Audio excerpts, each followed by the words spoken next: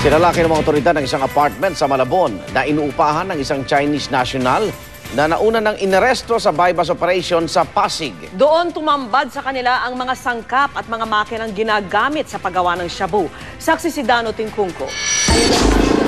Samot-saring kemikal na sangkap sa paggawa ng shabu ang natagpuan sa nirerentahang apartment sa Malabon ni King Jianxi alias Romy Shi.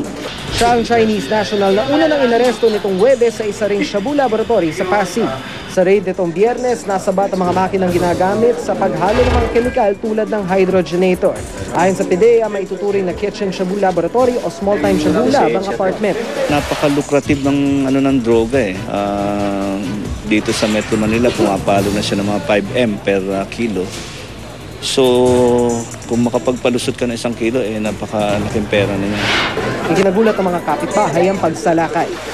Wala naman kasing nakikita, wala naman lumalabas. May naamoy ho ba kayo? Wala. Kahit ano? Wala. Kahit ano masangsa?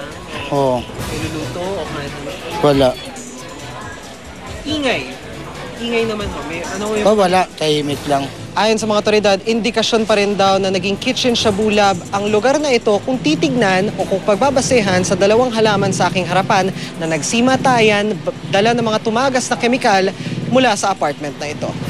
Dito siya nakatira, he produces the product, so he looks for people, may mga kasama siya who looks for the buyer. So yun, magkakaroon ng siya ang supplier ng bali ng mga shabu. So dito ginagawa? Dito ginagawa. Iniimbestigahan na rin ang katabing apartment na hinihinalang pugad na mano-mano ng mga drug pusher.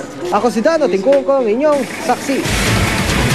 Magiging mas malaki sa karaniwan ang itsura po ng buwan sa darating na linggo ng gabi. Pero hindi raw dapat pangambahan ang mga kakambal na pamahiin ng tinaguriang supermoon. Ang paliwanag ng Pag-asa sa report ng saksing si Rida Reyes. Hindi lang buong-buong kabilugan ng buwan. Sa darating na linggo ng gabi, higit na malaki sa karaniwan ang masasaksihang buwan. Ito ang supermoon o perigee para sa mga siyentipiko. Sa fenomeno na ito, paliwanag ng Pag-asa, nagsasabay ang full moon sa pinakamalapit na paglalapit ng buwan at mundo. Kaya naman ang epekto, animoy may higanting bola sa kalangitan. Pero may ilang naniniwalang nagdadala raw ng trahedya ang supermoon. Sabi kasi nila, lalo na yung iba pag fiesta, may mga mangyayaring hindi maganda, may nagiging nadidisgrasya o di kaya nagsasaksakan. Nakakatakot talaga. Ang dami napipinsalang tao. Nangangamatay.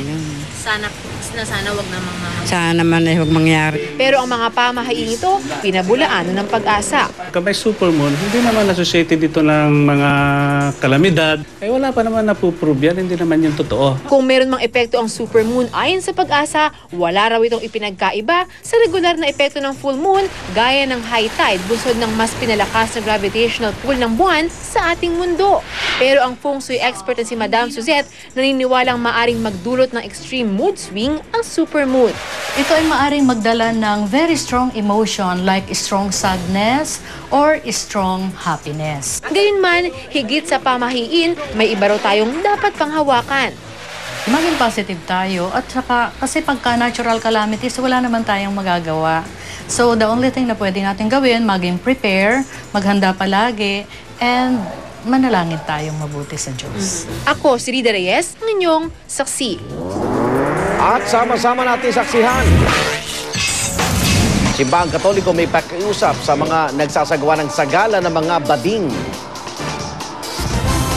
At may dugong Pinay na si Jessica Sanchez, 2 elimination na lang ang dapat lagpasan para makapasok sa American Idol finale. Balitang hatid ng isang liga ng katotohanan. Sama-sama natin pagiging saksi.